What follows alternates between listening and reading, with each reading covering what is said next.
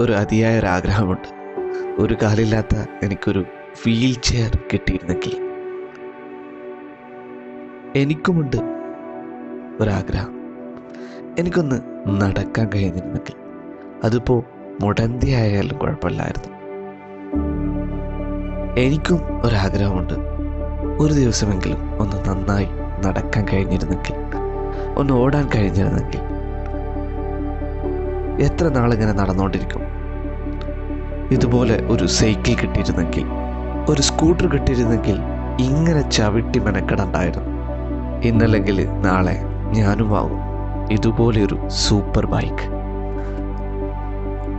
ബൈക്കിനേക്കാൾ comfort എന്തുകൊണ്ടും കാറാണ്.